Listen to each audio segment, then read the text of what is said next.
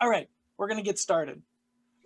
The theme of tonight's class, part 2 to the 11th commandment, is when is the right time? Last week, we went through waiting to hear about the 11th commandment. And these poor, this group of wonderful brothers and sisters waited,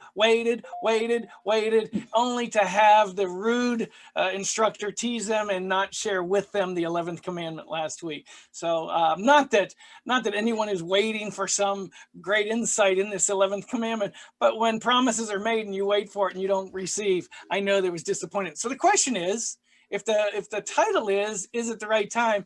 Is it finally the right time to uncover and discuss the elusive 11th commandment? Not quite yet. Oh. Let's review last week's activities first.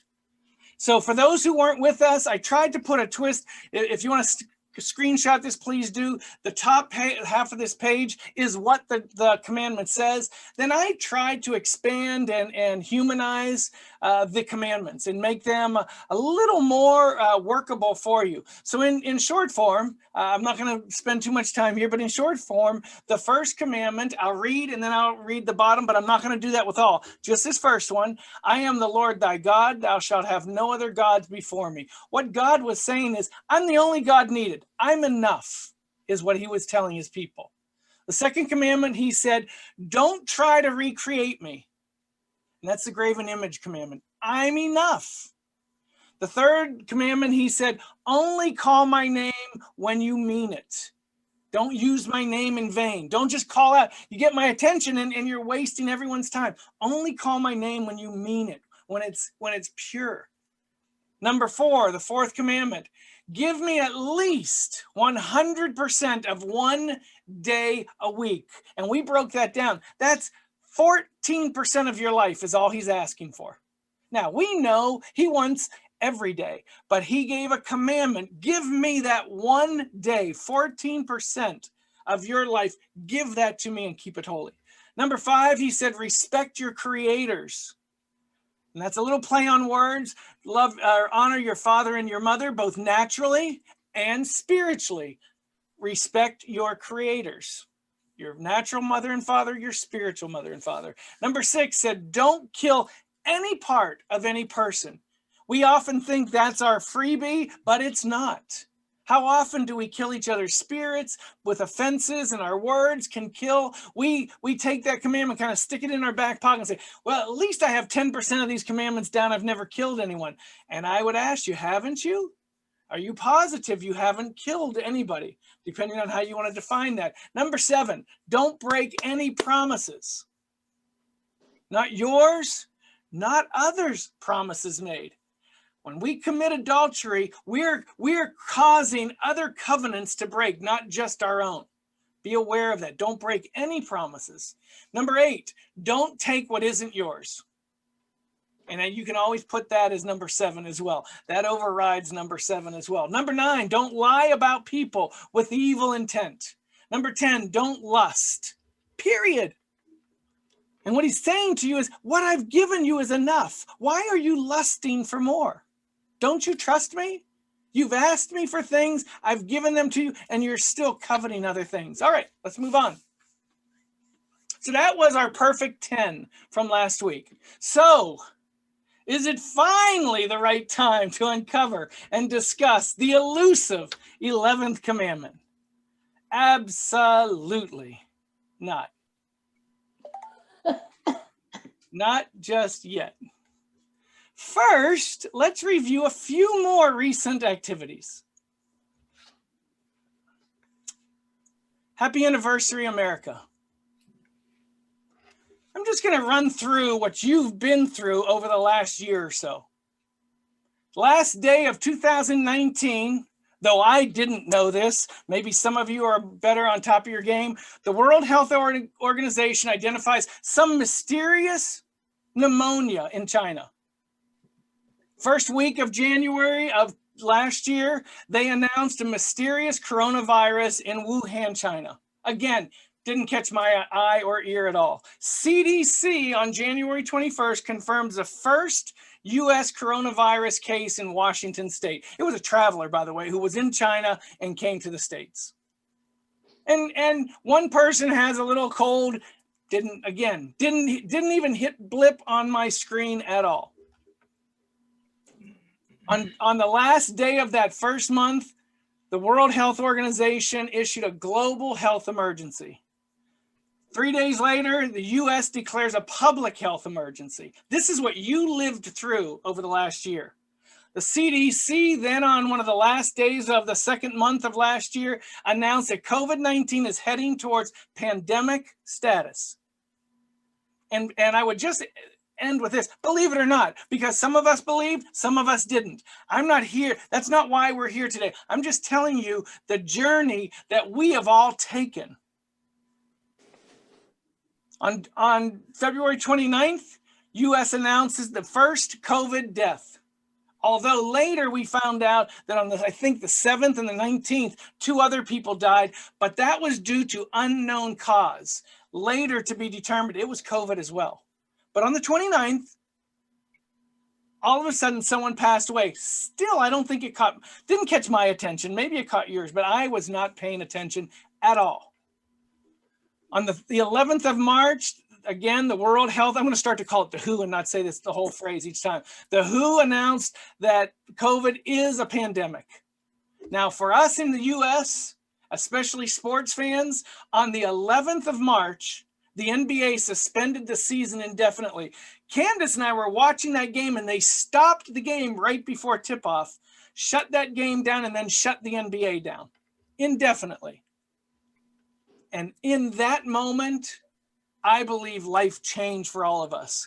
Again, we are so connected to sports in this nation. I think that's when it caught so much attention.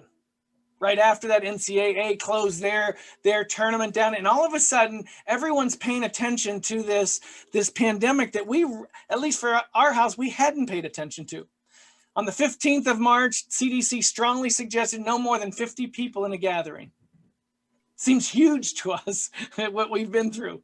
On the 17th, U.S. confirmed 100 deaths. Such a short time.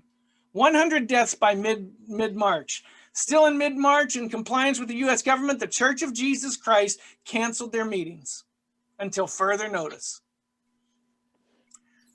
March 18th, the stock market plummets below 20,000. I only bring that to you to say every facet of our life was being shaken. Nervous, concerned, people are not understanding what's going on. What is this COVID thing? On the 26th of March, U.S. had 81,000 cases and 1,000 deaths. Why was this important? Because that day, the U.S. was declared the worst hit country worldwide. And all of a sudden, if it didn't have your attention before, it did now. Those who were members of the church, maybe that happened on the 16th. But at least by the end of March, we were saying, wow, this thing is real. On April 2nd, worldwide numbers reached 1 million cases and 50,000 plus deaths. On the 6th, 4 days later, we hit 10,000 deaths. Worldwide death hit 200,000. Late April. Late May, U.S. hit 100,000 deaths. About a month and a half after we hit 10,000 in 4 months, a month and a half later, we had 90,000 more deaths. And all of a sudden, numbers were spiking and everyone was paying attention. June 4th, 100,000 new cases in 1 day. Another new threshold. Church of Jesus Christ on mid-June came out and offered guidelines for reopening branches if and when possible. We know that came in spurts. As soon as branches and missions could, they began to open under wisdom. On July 10th, the U.S. had 11 straight days of record highs. Mid-summer, record highs, cases, and deaths. And it makes sense. People were starting to enjoy summertime and being around each other.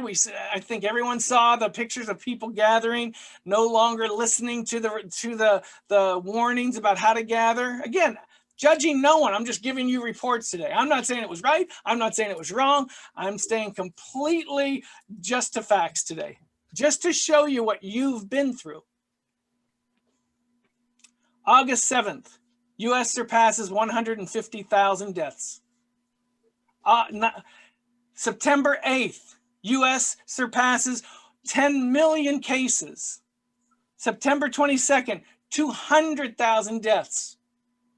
September 28th, worldwide, 1 million deaths. Right before Christmas, we passed 300,000. January 1st, we passed 20 million cases of COVID. Mid-January, we passed 400,000 deaths. Now we're jumping 1 month, 100,000 in a month. Late January, worldwide, passes 100 million cases of COVID. February 22nd, U.S. surpasses 500 million COVID deaths. 500,000. Again, we're now jumping at month to month to month, 100,000 deaths. If you remember when this first came out, they were guessing maybe stretching it out, we might see 100,000 deaths total. We've almost become numb, but I'm going to make a case far from it. So today's dates, just to give you an update. Today's date, March 2nd, 2020. Or excuse me, 2021. I have the date wrong. 2021. 29 million cases in the U.S. 528,000 deaths. 528 at least families affected. Worldwide, 115 million people struck by COVID. 2.5 million deaths, families affected worldwide. This is not to create panic or anything in you. This is to make a case for the 11th commandment, and that's all.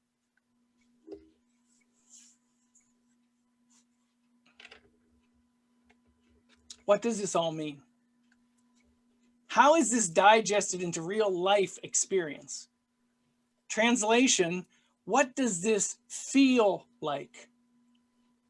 I've had this discussion with multiples of people who have reached out to me to talk about what they're feeling, what they're experiencing. Many people are experiencing grief. We had a meeting on a Sunday right after we lost Brother Dennis Calabrese. And Sister Tammy Smith gave one of the most moving testimonies I've heard in my life. Ache in her heart. I would sum the entire testimony up under gone too soon. 528,000 families have given that testimony in some place at some time affected by this. Grief is a normal response to loss. Whether that loss is during or after a disaster or some other traumatic event, grief is the process in which we move through loss. It can happen in response to a loss of life as well, listen to this, as a loss defined by any drastic change to daily routine, normal way of life. Brother Cameron in his sermon talked about that extraordinary event he had, showed a picture of his automobile after his accident. It wasn't just the physical damage, but the emotional damage, the spiritual damage, the trauma that he went through, the loss of time that he suffered. Finally, somewhat exonerated 17 years later in a conversation. What he didn't talk about is the 17 years that he spent waiting for that conversation. Loss is defined so differently to each one of us. See, the loss of a daily routine or a normal way of life provides comfort. And that's what's disturbed. We like predictable stability. And all of that has been turned upside down over the last year. When loss creates grief, some common reactions to that grief might include shock, disbelief. I can still remember when I've had an automobile accident or something terrible has happened. I remember phone calls coming into our house when we get terrible news. I can remember Candace holding the phone as she got terrible news. Total disbelief. This can't be happening. Our coping mechanisms kick in differently. Shock, disbelief, denial, anxiety, distress, frustration, fear, anger, periods of sadness, loss of sleep, irritability, loss of appetite. That's what the people, if you're not experiencing this, that's what the people you're bumping into, you're sharing pews with, you're seeing at the stores, you're talking to on the phone. That's what some of them, maybe many of them, maybe most of them, maybe all of them are experiencing in one way or another. Life has been turned upside down. It's a beautiful book called On Death and Dying by Elizabeth Kubler-Ross. If you have not read that, at least Google it. It's been out there for 50-something years. It identifies, it's now spewed by so many people as if they were born with this information, the 5 stages of grief. And in order they are denial, anger, bargaining. Lord, if you do this, I'll do that. Bargaining, depression, and then finally, if we can get through those 4, acceptance. In many ways, this is my opinion, we seem to be a nation suffering from some form of arrested development. And what arrested development is any stage of our life that we get stranded in or stagnant in our maturation process. That's called arrested development. Our development is arrested. It stops at that place. I believe as a nation, we are stranded at anger. Think of the heightened anger that you're seeing around you. This can occur when time isn't given. The proper time is not given to work through the needed emotions that provide for the growth, a healthy growing through denial, growing through anger, growing through bargaining, growing through depression, so that I can finally arrive in relief at acceptance. I don't think we're there. It's why people are ignoring the laws. It's why people are ignoring the good counsel. It's why people are saying, I'm not going to do that.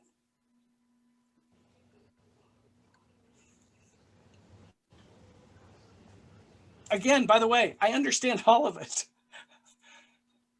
Candace will testify to you how many times she sent me back to the car. Doug, you don't have your mask on. Go back to the car. So I understand it. No one is enjoying this stage that we're in, this state of life we've been thrust into. I watched the beautiful memorial of Brother Dennis Morocco. For me, only confounded by everyone wearing masks, but of course. I watched I watched Sister Eleanor Palmieri's funeral online. Everyone wearing masks. It was so odd. So this is the time we live in, and no one wants to do any of this. So there's loss being experienced by all of us, and loss is not just death. I want you to expand your understanding of what people are grieving. Loss from COVID-19 can include the loss of loved ones. Yes, I have not had that experience.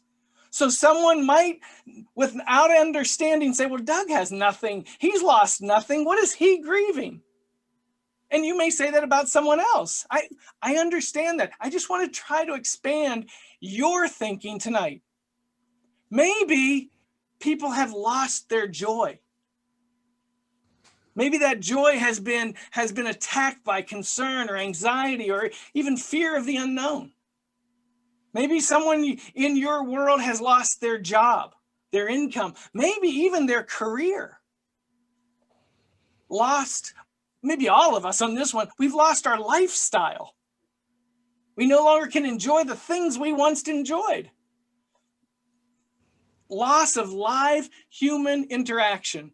Candace and I got locked in our house for 10 days because of ice. Now, COVID, yes, but ice. Because of ice, Monday came, we went shopping for nothing specific. We just wanted to get out of our house and see other human beings and see them eyeball to eyeball.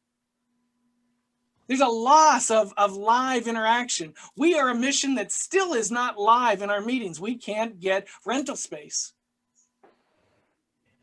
Loss of family time. The first 3 months of this sickness, Candace and I did not even touch our family. We didn't hug. We didn't touch him. I had a pink eye. My doctor thought I probably had this disease that's come from Asia. We weren't even identifying it yet. And so we were ultra conservative, staying away from everyone, not touching anyone. And at different times, we've done some pull away. Some COVID has hit different families within our family, and we haven't had that interaction that we enjoy. You too. I'm only telling you my experience to tell you I relate to you. Family time, family gatherings taken. And I just want to tell you to be ultra sensitive to the elderly. I remember when I turned 50 years old, I started weighing each book that I was going to read because I didn't know how much time I had on earth. So I didn't want to waste my time reading a frivolous book. I only wanted to read important books. As we get older, we start to measure time. So when family time is lost, when interactions and family gatherings is limited, it's critical to the elderly. Community get-togethers. Even the way we greet each other.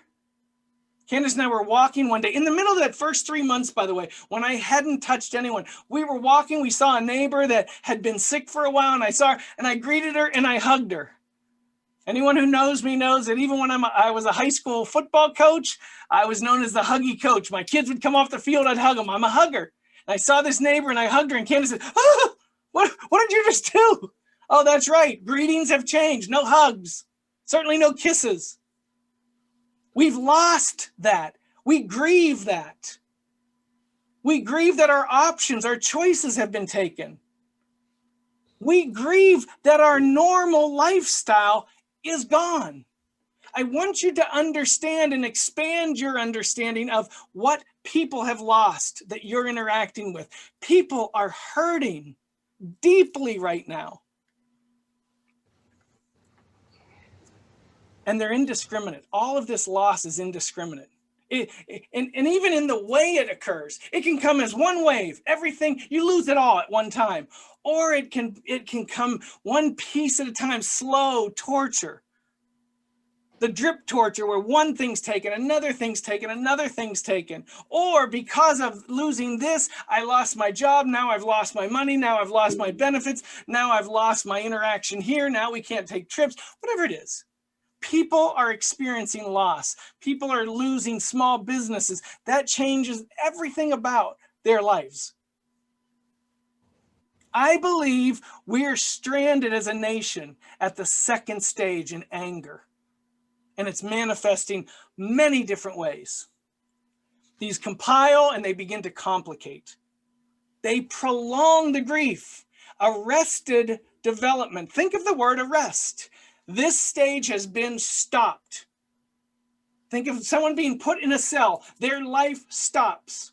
That's what arrested development means. We cannot get through anger until we're able to push through it. If we're stranded there, we're stuck in this cell called anger. It prolongs the grieving, delays the ability to adapt and heal. Ultimately, it delays recovery and might ultimately keep someone from fully recovering. So understand this, just to make it even tougher. We all grieve differently. The way Candace was brought up, the way Doug was brought up. That's just two examples, by the way. The way we were each brought up, we grieve differently. The numbers of couples who break up when they lose a child are astronomical due to one thing. The grieving process is out of sync. Judgment comes in, expectations come in, frustrations come in, and it destroys the relationship. As it can do to any association that you're in right now. Differences create opportunities to fragment in your relationships, whether it's in church, whether it's in your house. Expectations, disappointments, frustrations, harm, and even destroy. All of this to make you aware of your surroundings. Please hear this. I mean, absolutely zero judgment tonight from me. I'm only trying to help you become aware at what's going on around you. Whether you're experiencing this or not, others are. Complication number 43. Adults, adolescents, and children experience grief both similarly in some ways and differently in other ways. Some of this is age-related. Some of it's just common human experience. Those effects manifest differently. Sleep patterns can be thrown off. Self-imposed isolation. We get miserable and we just cocoon away from everybody else. We become irritable. We become frustrated. We withdraw. And in many cases, we run to our technology, hiding behind our fingers and typing things into our technology, typing things into Facebook, typing things into Instagram, typing things into these different mediums, maybe even typing things we'd never say out loud. Without knowing it, in some way, trying to get this anger out. I'm just sitting here frustrated. I got to get this out.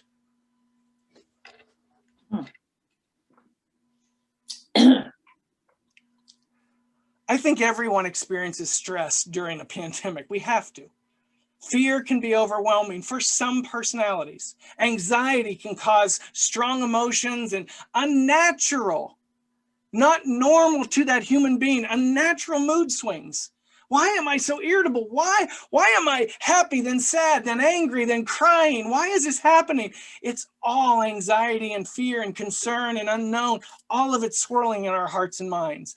Grieving such loss, and I told you loss is not just human life. Loss I defined many, many, many ways. Grieving such loss while coping with fear and anxiety, it compounds everything. So a heightened awareness is developed in everything that you go through. It's not exaggerated.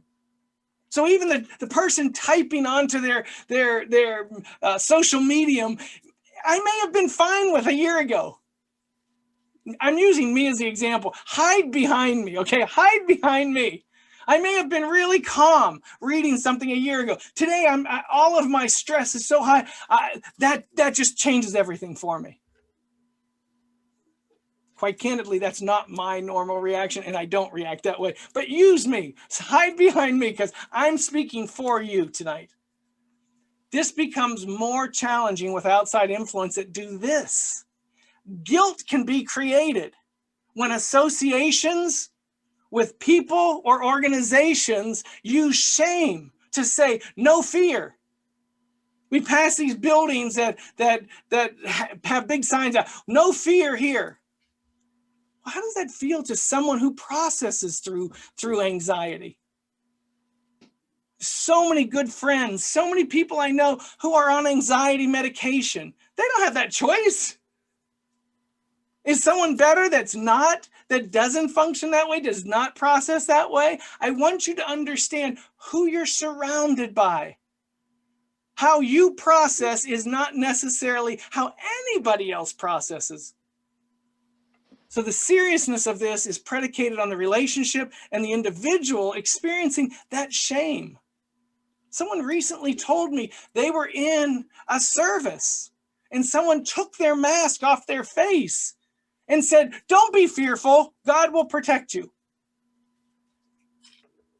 And that person was shamed into keeping their mask off. Unfortunately, in that situation, literally, that person caught COVID in that service, who had their mask taken off them, caught COVID and was down for the next 2 weeks. Now, That's not a punishment to that person who took that mask off, but it shows you the foolishness in that kind of behavior.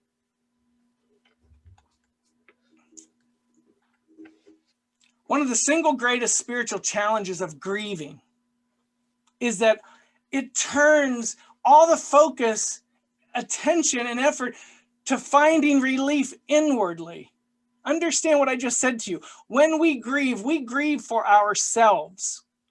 I recently heard someone say, don't grieve for Brother Dennis. In this case, it was literally, don't grieve for Brother Dennis. No one is grieving for Brother Dennis. We're grieving for ourselves.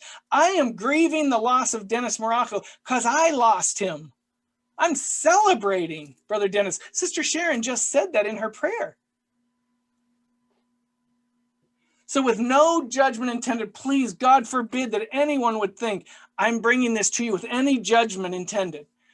The statement only becomes an observation that grief creates a needed, listen to me, it's required that you have a self-centered motive to heal yourself. And when we do that and have to, just to survive, bring the focus on ourselves to get through, that means those around us become casualties. So grieving, while necessary, causes us to focus on ourselves more than normal. Okay. And when that grieving stage falls into arrested development, the grieving takes longer, and that's more time on me when I should be spending my time on you. So if my assessment of the nation is accurate, or even close to accurate, it creates a heightened level of stress, maybe even to a dangerous level. Now watch this. Even as you're hearing this, instinctually, you might be thinking, I don't have any fear. My faith is strong enough. I can overcome all of this. I don't worry. I'm not worried at all. And if you're thinking those kind of thoughts, let me ask you this. Does that make you suspect to being intolerant of others who process differently? Is that going to take your ability to connect with that person away, thinking you're better? Consider this, okay? I want you to consider this. When we used to hear, first, before we get to this, when we used to hear noises in the house, Candace would wake me, because I'm oblivious to the world. She'd wake me up from my sleep, sound sleep. Doug, I heard something. Oh, okay. Go see what it was. Okay, Candace, you stay here in bed. I'll be back. And I'd start to walk out of the bedroom, and I'd stop, and I'd feel something bump into me from behind. Candace, go back to the bed. I'm going to walk through the house. I can't protect you if there's someone here. Stay there. I'd start walking, stop.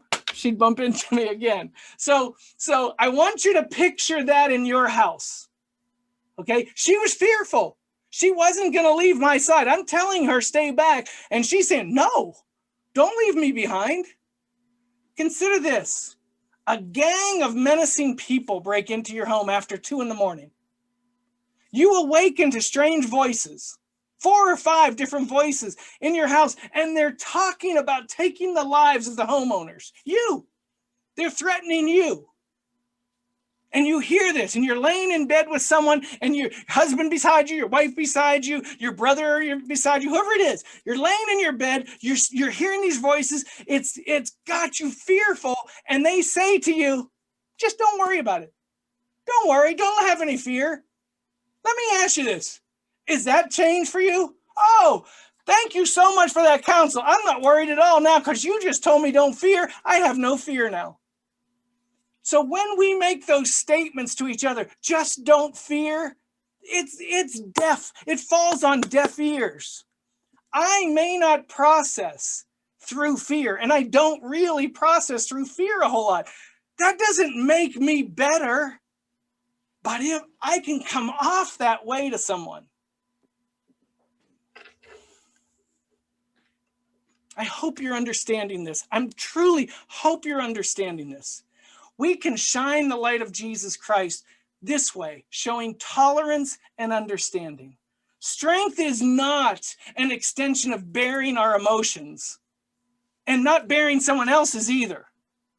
Strength is extending tenderness of Jesus Christ to one another. Strength is holding someone up who's crumbling in front of you.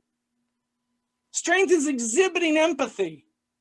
Regardless of what you're feeling, exhibiting empathy to that person. Your experience isn't mine, but I can get out of my head, get out of my ego and see your need and meet you. Empathy. I've spoken to more people in the last 4 months who are thoroughly exhausted, not physically, thoroughly exhausted, worn out by all that's happened through this disease, change of life, change of everything in their lives, force-fed into this new normal lifestyle, beat up by harshness, beat up by hatred. Forgive me to anyone, I'm not trying to offend anyone, but the hatred that spews on different mediums. And it's normally through some self-righteous political rant or some one-sided opinion. We have to understand this. Every time we do this, we're pleasing 50% of our readers and offending 50%. Is it worth it? And I believe we're doing this because we're all filled with this anger.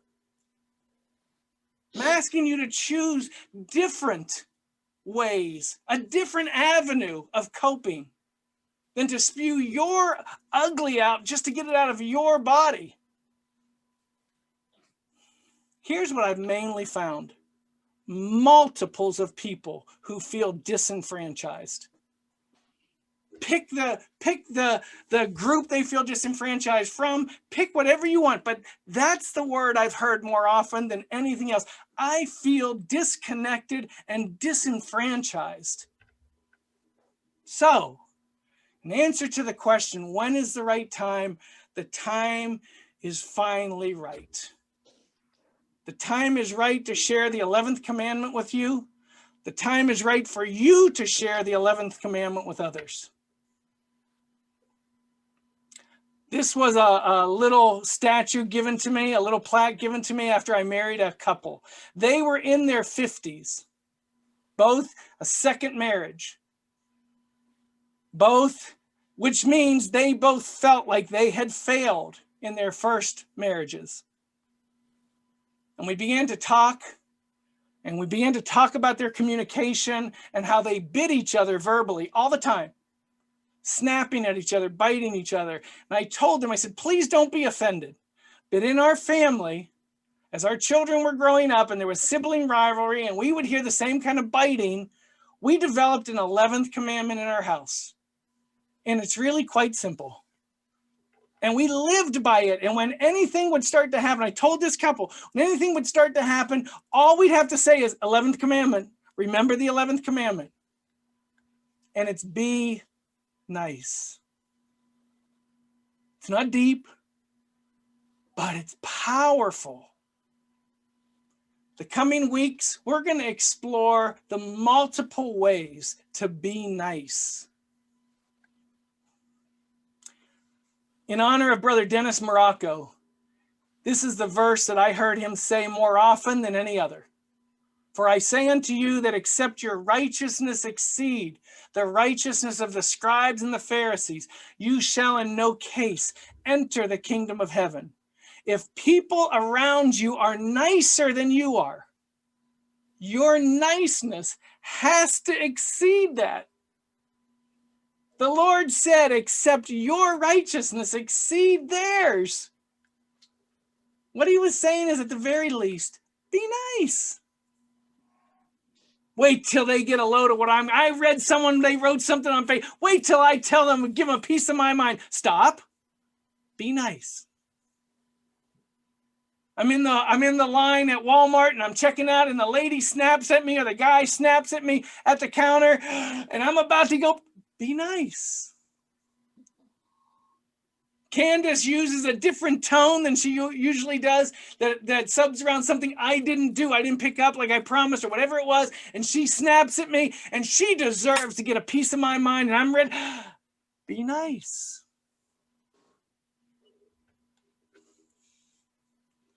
Homework assignment. Here we go. Become aware. That's your homework assignment. Become aware. That's called a heightened awareness. Front of your brain, front of everything you do, be aware of the moments you may have reacted in anger and not been nice. Correct your behavior before your follow through occurs. Keep score all week long. Keep score of the reaction of others when you're nice to them. Keep score of how you feel choosing nice versus choosing what they deserve. Listen to me now. They deserve whatever you were about to say to them. They deserve it. When you see something you don't like on Facebook, they deserve to hear a piece of your mind. When someone doesn't align with you politically and you want to straighten them out, they deserve it. Be nice. Keep whatever you are going to type on your computer to yourself. Be nice. Be nice requires hard work. And why? Because it's not natural. And what I mean by that is, I think you all have heard this, men are built to fail. If we follow our natures, we will fail. So being nice is not natural for us. The natural man, if he's an enemy to God, then the natural man isn't nice. I'm asking you all to be spiritual men and women this week and be nice. May the Lord bless each one of you. Now before you open your mics up, here's what I'd like. I don't know if you trust enough, and if you don't, I'm not judging you. But if you'd like to talk about maybe some of the things you're experiencing, maybe some of the pains.